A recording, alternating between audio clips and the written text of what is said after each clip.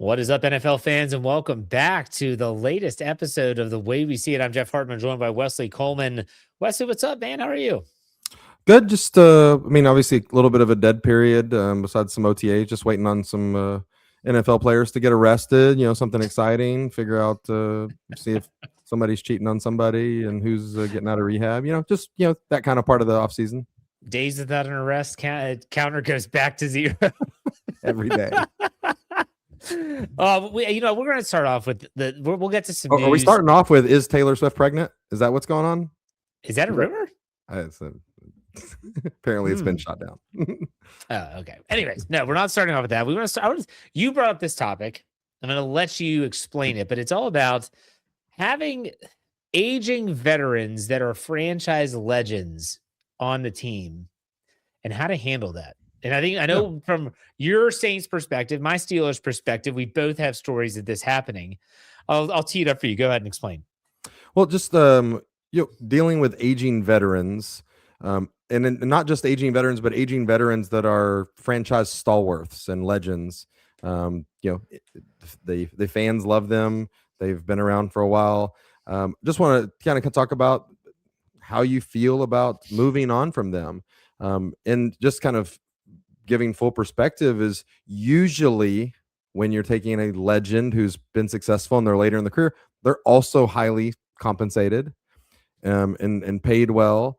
And you're just kind of wanted your perspective on when is it time to move on from a legend, and do you keep paying them back? And what if moving on from them, they're not ready to retire, so moving on from them means they play for someone else? Right. Yeah. And like, kind of, what's your, is there a Steelers player that you held on to for too long, did get rid of too early? Any of those, or somebody right now that you're like, man, it's probably a year early, but I'd rather be a year early than a year late? Well, okay, let's talk about this from a Steelers perspective as a Steelers fan.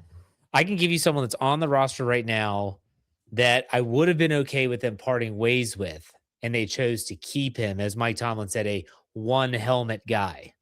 And that was TJ Watt. TJ Watt. Yes, I love TJ Watt. I've always loved TJ Watt. He does everything the right way in terms of playing hard. He's an effort guy.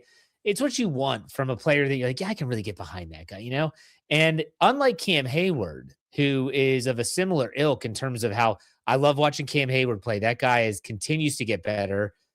He continues to get better. And TJ Watt, unfortunately, pass rushers after 30 just do not produce to the level of the contract that they gave him. I understand why they gave it to him, but I also would have been okay with him going elsewhere if they said, we're not going to sign you or we're going to trade you. Now let's back it up, though. A player that they paid handsomely, but I was like, I do not want to see them in another helmet, and they retired a Steeler. That was Ben Roethlisberger. And it's just perception. I think it's player by player. I did not want to see Ben Roethlisberger playing for another team. That guy was my favorite player from the moment he was drafted in 2004 until he hung it up. And yes, he had all the baggage from Milledgeville, Georgia, and I know you're going to bring that up, but still, is that where the bar bathroom was at? It was, yes. Steeler fans know, but I didn't want to see him play somewhere else. As Steeler fans have this history, I mean, people don't realize that Franco Harris finished his career in Seattle. How weird was that? The legendary Franco Harris, he rest in peace, they retired his number, playing for the Seattle Seahawks, only lasted a year, but still it happened. I look at a player like Brett Favre. How do we view Brett Favre differently? Because he didn't stay with the Packers. I mean, he was drafted by the Falcons, but he has his heyday with Green Bay. And then he goes to the Jets and he goes to the Vikings. I don't know. That's just some of my thoughts. What's your take? Well, just so I do have some, but like, do you feel that you're tainted? I mean, and I know we joke about the Steelers having a winning record for so many years, blah, blah, blah. But in truly having a team that hasn't had to go through a real rebuild. Yes, you've replaced the quarterback, but you've been able to stay afloat with the rest of the team and all.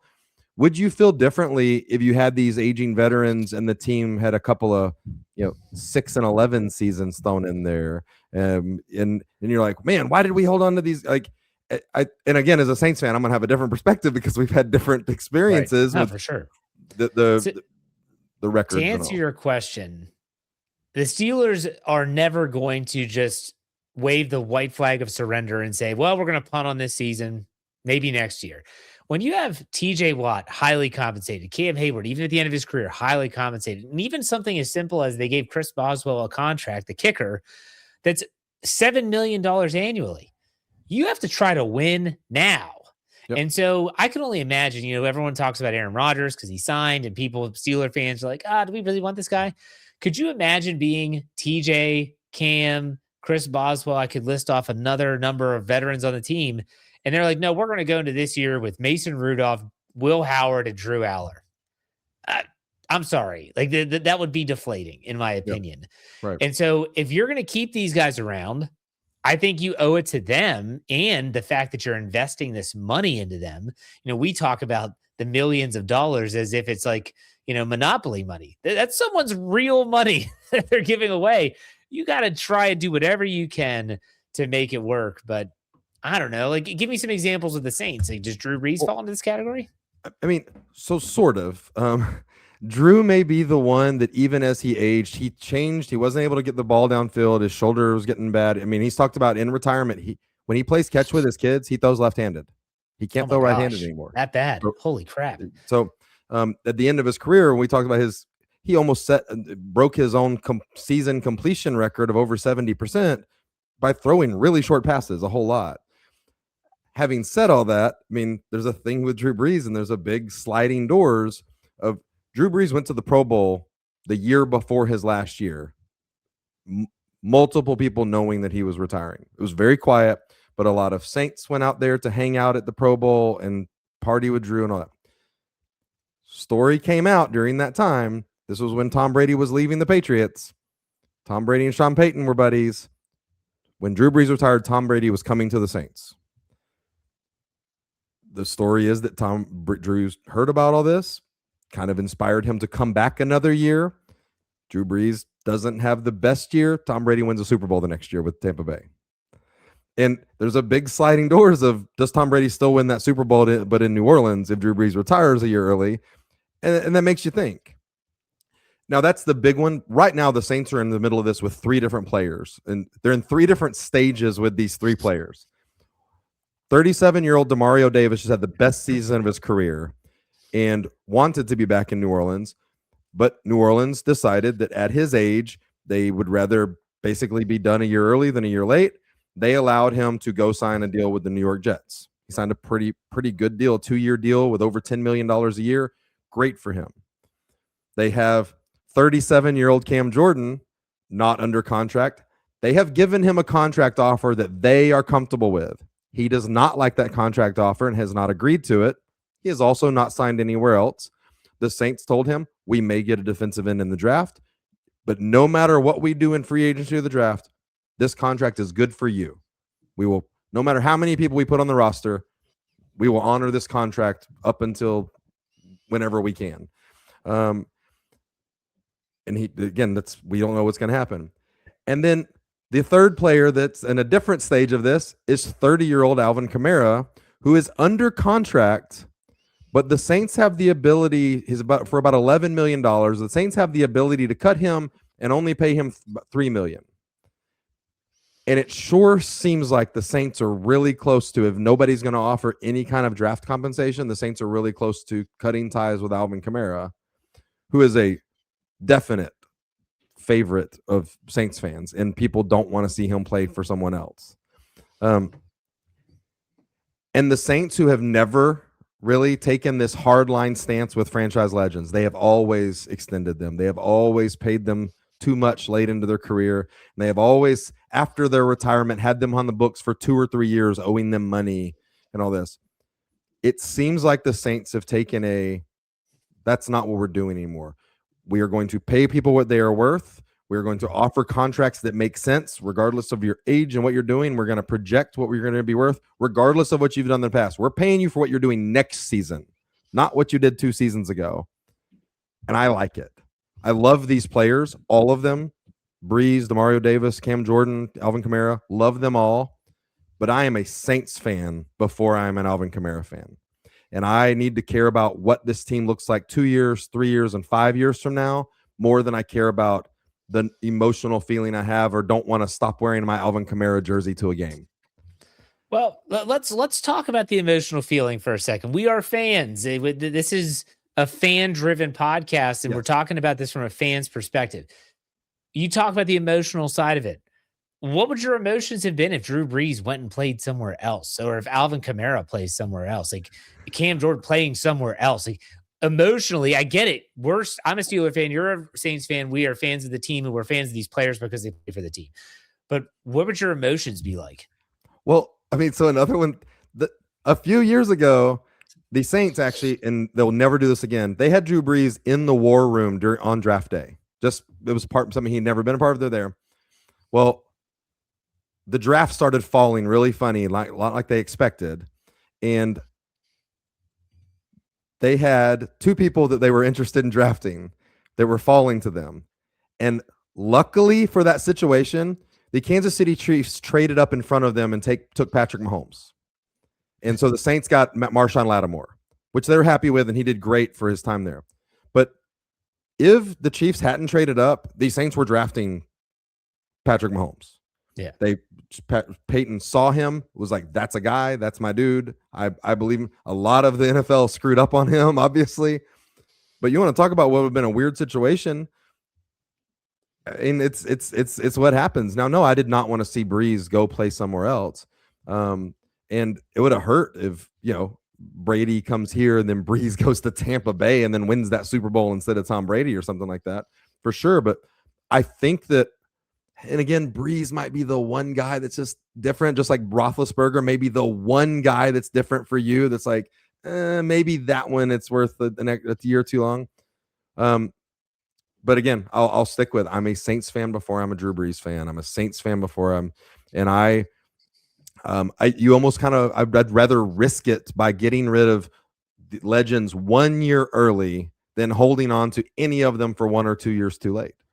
It also depends on not only production, but how are they handling things at the end of their career or at that stage of their career. I'll give you a prime example. Again, going to the Steelers, Antonio Brown. The dude literally walked out on his team. Like literally. Just a couple times. A couple different teams. The last straw was against the Bengals, where he shows up one of them on the field, taking off his uniform while still on the field, walking out of his team. That was not with the Steelers. But at the end of his tenure in Steelers, and people don't remember because he's such a nut job now, that Antonio Brown was so freaking good. So good. He was the best receiver in football there for a couple years. Over the weekend, there was this, I don't know why, there was this tit for tat amongst Falcons fans and Steelers fans of who was better in their prime, Julio Jones or Antonio Brown. And that's a debate for another time. You want to take a stance on that real quick? What a terrible comparison for Falcons fans to even try. By the way, Julio Jones, who played in the division with the Saints, more fumbles in his career than touchdowns against the Saints. There you go. Antonio Brown was a freak. Let's just put it that way. He was a 6th round draft pick out of Central Michigan as a return man. And he was a freak. And he turned it. Oh, yes. He was a freak in multiple ways. But when he left, Steelers was like, holy crap, we got a 3rd and a 5th round pick for this nut job. The Raiders, of course, were the team that bid on it. But I'll tell you what, the Steelers looked crazy getting rid of, I think, back-to-back seasons, getting rid of Antonio Brown and Le'Veon Bell. And they both kind of worked out, like not looking too stupid, but they both, I mean, I don't know if they really got rid of Le'Veon Bell. He kind of he just stopped coming, and then stopped coming as well. Became... That depends. That matters in this equation as well, of fans that are like, this guy's been so good. Like Antonio Brown was so good. Tony toe tap. I mean, he was everything that you would want in a receiver. But then when you go nuts, then you're like, okay, this doesn't matter anymore. He can go play for everyone. So he gets a Super Bowl at Tampa Bay, sure, whatever. We're done. He'll always be a Steelers great, but he's not going to be a legend because of how that went. Do you think the teams, let's go back to Favre as an example, because he played for multiple teams. Yep. When you talk about a legend of a franchise, does where they play after they had their greatest years, does that tarnish or taint the legend status with that player? To the fan base of the original team for sure. I think for sure it does. I'll say, I mean, there's two Saints legends who went on to play for the Falcons. That's Morton Anderson, who's one of the best kickers in the history of the league. And then even Bobby Hebert, who is a voice of the Saints and does their broadcast and is back in New Orleans. And his name's Hebert, and he's, a Louisiana guy. Both of them went and played for the Falcons late in their career after leaving the Saints. And they found redemption and found their way back. I'm sure there's somebody made a joke the other day about Cam Jordan going to sign with the Falcons, and he was basically like, well, that's one thing that won't happen. I mean, he's done and said too much. And I guess you could have your feelings hurt by a team, but yeah, the Favre leaving to go to the Jets, but then coming back around to the Vikings was pretty, I mean, it pissed off some Packers fans for sure. And I mean, just kind of adding that, did you hear about, or did we ever talk about when the Cowboys traded what's his name? Pass rusher. Good God. It's been a day. Yeah. Just traded him to the Packers. Micah Parsons. Micah Parsons. They put in the trade that if the Packers were ever to trade him to the Eagles, the Cowboys get another draft pick back from it. I mean, which is wild. They made it this like poison pill to where it was really, I mean, the Packers would never trade him to the Eagles.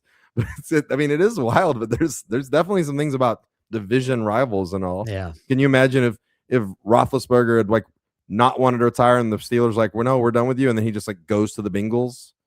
I mean, like that would have. Yeah, I mean, that's happened in the AFC North. Joe Hayden, drafted by the Browns, plays there, has great years in Pittsburgh. Doesn't win, but he had success more than he did in Cleveland. Flacco. But still, Joey Flacco's played for every team except for the Steelers, and this might be the year. He might finish the quadrifecta. Quadfecta. But I mean, I think about Aaron Rodgers too. Now that I'm bringing up these players that have played for multiple teams, I can't think that. Well, Aaron Rodgers, when he was on his way, I know he burned a lot of bridges in Green Bay. A lot of fans didn't like him as much anymore because he was trying to dominate play calling duties and all this stuff. I don't know. Does it piss him off that he's still in the league and playing in an AFC North team? Probably not. I think the Favre thing, him going back into the NFC North with Minnesota, was probably I'm just not sure what. I mean, though, I'd probably side on with the player because the franchise did bring their obvious replacements into the room and put them right next to them. Right. So I think that even if you're playing top notch, which Favre was when Rodgers got drafted and Rodgers was when Jordan Love got drafted, I think that whether you say it or not, and whether you have an ego and you think you're the best quarterback in the league, there's a feeling that you get from that. Yeah. I will say this as a player. I'm thinking about this because I'm just running through the gambit in my brain. Rod Woodson is an example, who drafted by the Steelers, sure, has some great years at corners, transitions to safety in Oakland, goes to Baltimore and wins a Super Bowl with the Ravens. He's now like he's a member of the Ravens like radio team. There are some Steeler fans that are a little miffed about that. Not that they blame him. The Steelers let him go. Like, you can't blame him for going somewhere else in free agency, but it still is like, Rod Woodson was great. He's a Hall of Famer, and he said he's a Steeler. He's going in as a Steeler, but dude, you work for the Ravens, and you won a Super Bowl. And your Super Bowl, pictures of celebrating, or that's in a Ravens uniform. Yeah, exactly. So there are definitely layers to this for sure. And I know that every franchise that's ever seen any amount of success has this. So some franchises don't. Like Cleveland probably doesn't have this, but at the same time, there are, like the Saints have been successful. I'm trying to think are there any others you can think of that were maybe tarnished their legacy on the way out?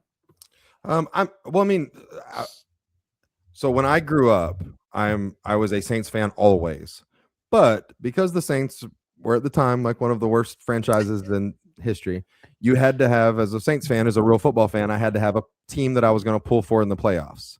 Now, most Saints fans didn't agree with this that are my age, and I was a young kid, but the 49ers used to be in our division. So it was a real weird thing that my playoff team was the 49ers. And I will, to this day, I will not tell anybody they're dumb for saying Tom Brady's the best quarterback of all time. That's why you love Joe Montana. But so Joe much. Joe Montana's the best quarterback of all time. And again, you can have Brady. I'll finally concede Brady's there with him, but Joe Montana's my dude. But like, I will never, ever say anything good about the San Francisco 49ers after the way they treated him. And it was the opposite of what I'm talking about, of somebody that was ready to go out. And Joe Montana almost made it to a Super Bowl with the Chiefs. It was a crazy playoff run where he got hurt again. But I don't know. It's just it's one, like, that's when I'll hate the 49ers forever, because I thought it was the most disrespectful thing to treat the best quarterback of all time at the time, for sure. It was not debatable, to treat him so terribly in the midst of him when he was great. And listen, it worked out for him. Steve Young took him to other Super Bowls and they did all that. But I think Joe Montana would have won some more Super Bowls there too. I'm just glad I finally been able to put the piece of the puzzle together, because you talked so eloquently about Joe Montana. I'm like, why does he like Joe Montana so much? It didn't make sense, because you're not even a Notre Dame. You went to Notre Dame. You're an LSU guy. Now it makes sense. Your playoff team. I had to have a playoff team because it wasn't going to be the same. Once the playoffs started, I wasn't going to be able to watch the Saints anymore. Those 49ers teams were a hell of a playoff team. We used to have it Super Tecmo Bowl with the no Niners rule. So when you played, you just couldn't be the 49ers. Because, oh my gosh, Roger Craig doing everything. Joe Montana slinging the ball to Jerry Rice. Craig. What's up? Hall of Famer Roger Craig. He deserves it. He deserves it for sure. For sure. Anyone that watched those teams knows that he deserves it. Just like we had the no Bo rule too, because Bo Jackson. Everybody had the no Bo rule. You think he's the greatest athlete to ever play in the modern era of athletics? Yes, and like pure athlete. There's so many things that are just like stuff of legends that, I mean, that again, you're gonna have lots of people saying that they're made up, but there's witnesses to so many things, and Bo can still tell you stories, and he doesn't like to brag, but if he gets asked, like, he'll tell you about things that he did. And I don't know, just there's just not anybody like him ever. And it sucks that we have him taken from us, and the way that he was, but also he's not what dead. A great human being. Like he said he had taken from us, like he's dead. The athletic career, us being able to like watch those accomplishments and all, like, would have just for sure. I mean, and again, Deion's not ever going to get the real from the general public anymore, the respect and accolades that he deserves for the way he did it. Obviously a very, very different athlete than Bo, but the success he had in baseball and in football, and actually playing them on back-to-back days and stuff like that, is insane. I mean, he's tarnishing all that with every time he opens his mouth now, because did you hear that he can't believe that the Jacksonville Jaguars didn't reach out to him to ask him how they should coach Travis Hunter? I did. What is wrong with you? Have a winning record. Have a winning record in college, and then maybe talk about your coaching accolades. I get it. Yeah, I'm going to go back to Bo Jackson real quick, because there might be some people that are listening. I'll talk about Bo. Love Bo. Everyone will see the highlights of him playing with the Raiders, and he was so difficult to bring down. He was so fast. I love the story when he went to Auburn. Yes. And they wanted him to run the 40, and he's like, I just don't care. Like, if you want to draft me, like, Bo, can you just run it once? He goes, but I'm running through that tunnel and I'm not coming back. So you have to tell me they said he ran like a 4.3. And that was like, we're not talking about the sophisticated timing systems. It was a sub 4.3. I think it was a 4.29. Okay. What he actually ended up running. Which is wild. That's not the fastest one he ever ran. He has ran a 4.2 40 in his life. And at 230 pounds. And so people see the baseball where he can hit the crap out of the ball. He's snapping bats over his head and knee like they're twigs. And even the play where he catches the ball in the outfield and runs up and down the fence, which is, again, pretty crazy. But I want you to look up, if you want to see what I think was one of the most impressive feats of Bo Jackson. I want to say he was playing with the White Sox. Yep. Maybe it was in Kansas City, but I'm not sure. And Harold Reynolds is on first base. That's the Royals. That's the Royals. Okay. And Bo's in left. Yep. And there is a hit down the third base line, and it's in the corner. And Harold Reynolds is a fast guy. You know, you see him now on MLB. He led the league in stolen bases one year. Ricky Henderson was hurt that year. But Harold Reynolds led the baseball in stolen bases. So he's booking it around third, thinking, this is not going to be a play at the plate. Bo Jackson gets that ball from the base of the fence in left field in the corner and guns him down at home plate on a fly. And it was either the 9th inning or an extra inning. So it was the winning run. It was going to be a walk-off run. So Harold Reynolds is actually running. He was at first when the ball was hit, and he's running. Yeah, the ball hits the wall. Bo barehands it on a bounce and throws it from the not close to the fence, from the fence. No hop. Yeah. Hits the catcher in the chest to tag Harold Reynolds out at home. And Harold Reynolds says he's rounding third, and the on deck batters behind the plate like screaming like, get down, get down, get down. And Harold Reynolds is looking like, is this guy crazy? Why would I be getting down? Like there's the ball's out and by the fence, and he slid anyway and was out. It's just the only thing I've ever seen that rivals it is the Ronald Acuna throw from from last year, where he's catches the ball over his back and the guy tries to tag from second and he turns and fires it to third. But the Bo Jackson throw is 30 feet further. There's only one throw that I can compare it to. I want to say it was maybe 61. Roberto Clemente at Forbes Field. The Clemente throw, yeah. Forbes Field was freaking huge. So big. That field was so large, they would take the bullpen, with the batting cage, and they would just roll it out in center and leave it there because it was so much space. No one was going to hit it that far. He was at right field, had his foot against the wall, and threw a guy at third on a fly. That's one of the longest throws in baseball. But I do want to give a quick shout out to a couple players who are really good athletes that no one talks about. Shout out to Tom Glavine, who was not only drafted in Major League Baseball and pitched for the Braves forever, he was also drafted in the NHL draft, was a hockey player. Well, and let's give a shout out to John Elway while we're at it. The guy pitched at Stanford, and he was drafted in Major League Baseball. Russell Wilson was drafted by the Rangers, yes, wasn't he? Yep. And then, so there's some really athletic dudes that played professional sports. You just want to give a quick nod. Am I forgetting any? No, but I was say, just to fix my error, it was at the 1986 Combine. Bo Jackson at 230 pounds ran a 4.1340. Holy shit. Fastest 40 in history at 230 pounds. And it just crazy. But they don't count it, right? Because it wasn't, didn't have all the technology that we have now and all that kind of stuff. And there was nothing more iconic than the advertisement with Bo Jackson in his shoulder pads with no shirt underneath and the bat on his shoulders. Bo knows sports. Great card. That's 6th and 7th grade for me. Just my childhood and just absolutely the peak of sports for me. Absolutely. We could talk about that for a while, but still, any comments on Rashee Rice violating his probation? What a freaking idiot. So he's due either 1.3 or 1.4, maybe 1.6. It's somewhere between 1.3 and 1.6 million dollars this year. That's non-guaranteed.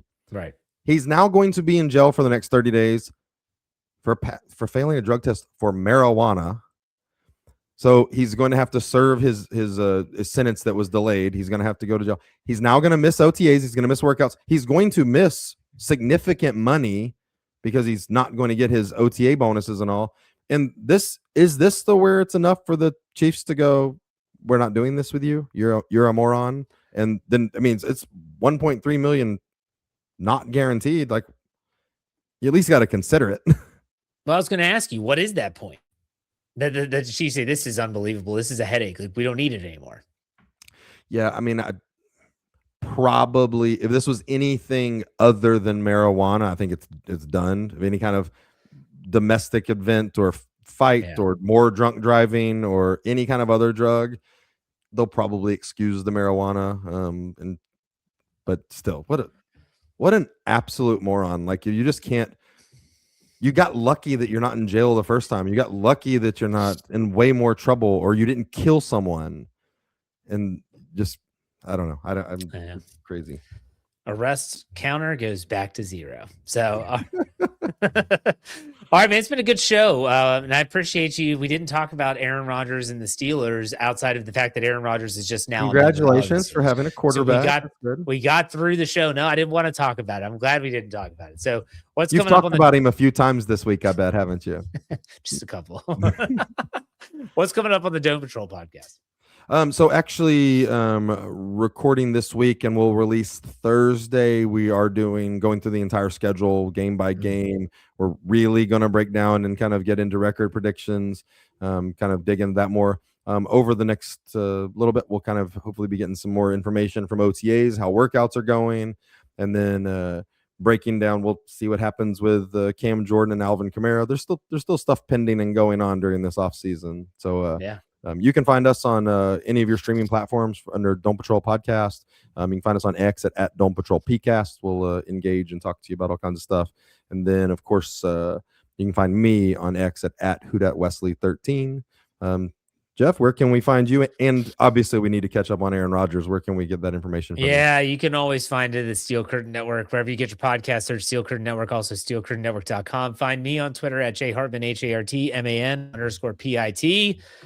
Man, Jeff also has grilling techniques and all that he puts on X. He's got a special recipe for medium rare chicken. Please check it out. I did not say that. Do not put words in my. I take so much pride in my grilling. People like they genuinely like it. Like, I don't have friends, but the people that come over to our house and our family, and they have to be around. They do enjoy my food. Don't put that on me. All right. Good show, Wesley. We'll talk next week, man. We'll see you later.